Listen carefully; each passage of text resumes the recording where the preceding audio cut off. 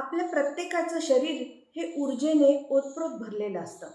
कधी कधी आपल्याला खूप आनंदी उत्साही वाटतं, काहीतरी करावं, छानसं काहीतरी गुणगुणावं, खूप कामं करावीत अशी ऊर्जा आपल्यामध्ये भरभरून वाहत असते आणि आपण खूप छान फील करतो. आणि याच्या अगदी विरुद्ध होतं. कधी कधी ना एकदम उदास वाटतं, कंटाळा येतो, नकोसं वाटायला लागतं, चिडचिड होते, राग येतो. तर असं तुम्हाला कधी जाणवलंय का? तर हा व्हिडिओ नक्की तुमच्यासाठी आहे. आपल्या शरीरामध्ये ऊर्जेचे दोन प्रकार असतात, सकारात्मक ऊर्जा आणि नकारात्मक ऊर्जा. तर आता सकारात्मक ऊर्जा म्हणजे अर्थातच चांगले विचार येणं, आनंदी वाटणं, उत्साही वाटणं. आणि याच्या विरुद्ध म्हणजेच नकारात्मक ऊर्जा, जेव्हा आपल्याला राग येतो, संताप येतो. आता हे नकारात्मक ऊर्जा असणारे जे लोक असतात ना, ते सतत आपल्या चुकांचं खापर लोकांवरती फोडत असतात, किंवा सतत कोणाबद्दल तरी वाईट बोलणं, लोकांमधल्या चुका शोधणं, सतत काहीतरी अशा निगेटिव्ह गोष्टी त्यांच्या मनामध्ये चालू असतात. आणि म्हणजे जेव्हा स्वतःला असं कधीतरी वाटायला लागतं, तर तेव्हा सुद्धा आपल्याला खूप असं नको वाटायला लागतं, राग येतो. तर मग अशा वेळी काय करायचं? तर ह्या नकारात्मक ऊर्जेचा प्रभाव कमी करून आपल्याला सकारात्मक ऊर्जेचा प्रभाव कसा वाढवता येईल, याबद्दलचे काही साधे सोपे नियम आज मी तुम्हाला सांगणार आहे.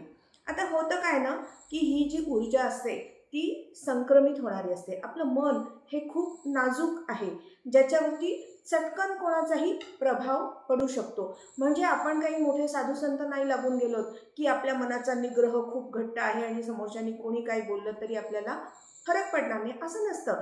तर आपण सामान्य लोक आहोत. तर आपल्यावरती जर एखाद्या आपण खूप चांगल्या आनंदी मूडमध्ये आहोत आणि अशी एखादी व्यक्ती भेटली की जे नकारात्मक आहे, तर साहजिकच त्यांच्या सहवासामध्ये आपल्यालाही थोडं अस्वस्थ वाटायला लागतं, दडपण येतं मनावरती, की बाबा. आणि अशा लोकांचा सहवास नको वाटायला लागतो. कधी एकदा आपण इथून निघून जाऊ किंवा यांच्यापासून दूर जाऊ असं वाटायला लागतं. म्हणजेच ही जी ऊर्जा आहे ती संक्रमित होते.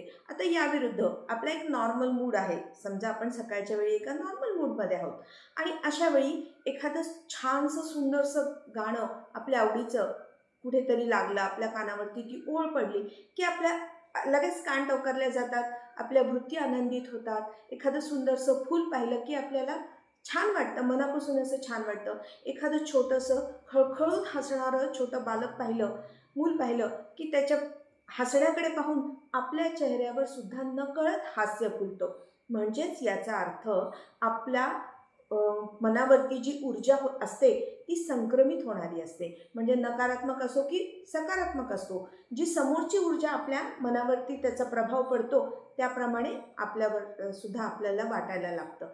तर मग अशा पद्धतीने जर घरामध्ये तुमच्या सकारात्मक वृत्ती जर चांगल्या प्रमाणामध्ये, मोठ्या प्रमाणात असतील, तर तुमचं घर हे प्रसन्न, आनंदी वाटायला लागतं. आजूबाजूला चौकडे छानसा परिसर आहे, पक्ष्यांचं किलबिलाट आहे, तुमच्या घरामध्ये बागेमध्ये फुलपाखरं बागडत आहेत.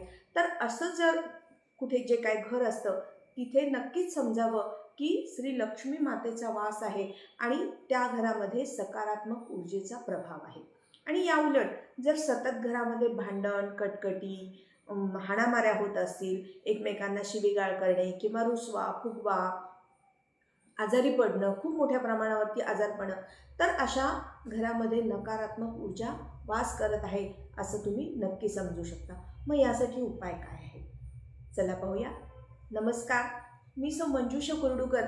मंजुळवाणी या आपल्या लाडक्या यूट्यूब चॅनलवरती तुम्हा सर्वांचं खूप खूप स्वागत आहे. तर आजचा विषय आहे नकारात्मक ऊर्जा कमी करण्यासाठी काही प्रभावी उपाय. आता हे खरोखरच खूप प्रभावी आहेत बरं का. तुम्ही सुद्धा करून पहा आणि मगच मला रिप्लाय द्या.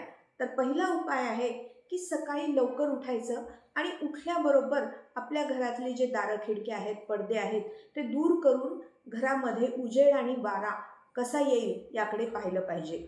सकाळची स्वच्छ, मोकळी, शुद्ध हवा घरामध्ये येते, भरपूर मोठ्या प्रमाणामध्ये ऑक्सिजन घेऊन येत असते. आणि ज्या घरामध्ये सूर्यकिरणं, सकाळची जी कोवळी किरणं असतात ती येतात ना, तर तिथे खूप आनंदी, प्रसन्न वातावरण असतं. ती जी ऊर्जा असते ती खूप सकारात्मक असते. तर सकाळी उठल्याबरोबर अशा प्रकारचं वातावरण असेल तर आपला मूडसुद्धा चांगला होतो. दुसरा उपाय आहे की सकाळी उठल्यानंतर घराची स्वच्छता तर आपण करतोच. आपला बेड सगळ्यात आधी स्वच्छ क्लीन केला पाहिजे.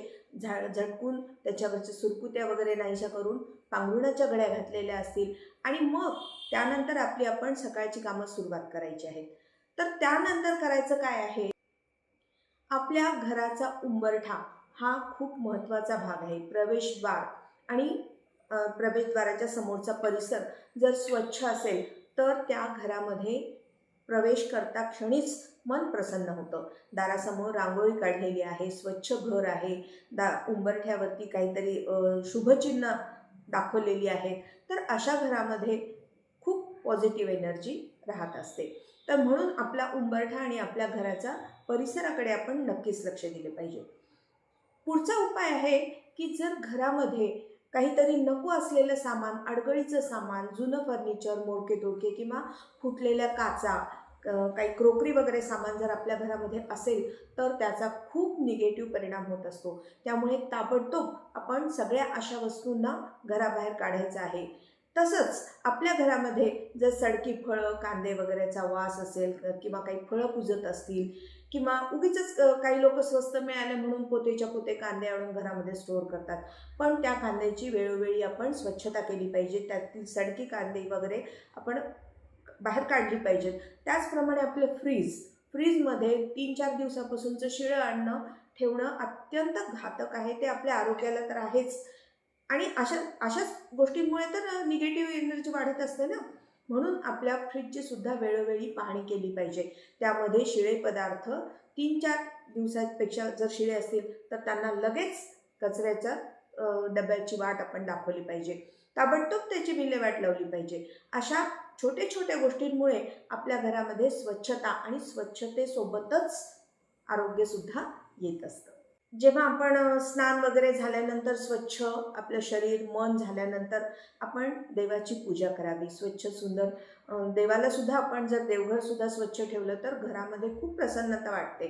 तर मग आपण देवाची पूजा करत असताना काही सुवासिक पदार्थांचं आपण ज्वलन करत असतो, जसं की अगरबत्ती आहे, भीमसेनी कापूर आहे किंवा त्याचबरोबर तेजपत्ता, लवंग यांचं सुद्धा मंद जर ज्वलन केलं तर त्यांच्या सुवासाने सुद्धा खूप पॉझिटिव्ह एनर्जी निर्माण होत असते. आणि म्हणून अशा पदार्थांचं सकाळ संध्याकाळ ज्वलन नक्की करावं. घरामध्ये चांगल्या तुपाचा दिवा लावावा आणि सोबत शुद्ध भीमसेनी कापूर नक्की जाळावा. त्यामुळे वातावरणाची शुद्धता होत असते आणि पावित्र्य जाणवतं घरामध्ये. एक प्रकारची छान असं प्रसन्न वातावरण वाटायला लागतं. फुलांचा सुवास, उदबत्तीचा सुवास. त्याचबरोबर जर आपण देवाची पूजा करत असताना मंद स्वरामध्ये आरत्या, मंत्रोच्चार, स्तोत्रपठण यांचं ज्या घरामध्ये नियमितपणे म्हणजे पठण होतं तर त्या घरामध्ये खूप चांगल्या पद्धतीचं एक सकारात्मकता तयार होत असते आणि त्यामुळं अशा गोष्टी नक्की कराव्यात. आता आपण पाहिलं असेल की बऱ्याच ठिकाणी प्रत्येक घरामध्ये जाऊन अशी घंटी वाजवतात, तर त्या घंटीचा जो किणकिणाट असतो, जो मधुर आवाज असतो, त्यामुळे सुद्धा वातावरणामध्ये खूप चांगले व्हायब्रेशन्स निर्माण होतात. त्यामुळे घंटी असते तर त्याला हलवण्यामुळे किंवा टाळ मंद स्वरामध्ये वाजवत वाजवत आरत्या म्हणणं हे खूप चांगलं लक्षण आहे. तर अशा गोष्टी आपण नक्की कराव्यात. घरातील गृहिणी जर आनंदी असेल तर संपूर्ण घर आनंदी होत असतं. त्यामुळे स्त्रियांनी या गोष्टीकडे विशेष लक्ष दिलं पाहिजे की आपण प्रसन्न स्वच्छ दिसलं पाहिजे. आपण स्वतःची तर शारीरिक स्वच्छता ठेवतोच, त्याचप्रमाणे आपण घराची सुद्धा ठेवली पाहिजे आणि मनाची सुद्धा ठेवली पाहिजे. तर आता शरीराच्या स्वच्छतेसाठी तर आपण स्नान वगैरे करतच असतो, पण मनाच्या स्वच्छतेसाठी काय केलं पाहिजे तर मेडिटेशन केलं पाहिजे. खूप काही चांगल्या गोष्टींचं आपण वाचन केलं पाहिजे, पठण केलं पाहिजे, मनन चिंतन केलं पाहिजे. आता म्हणजे ही गोष्ट फक्त म्हातारपणीच करायची असते असं काही नसतं.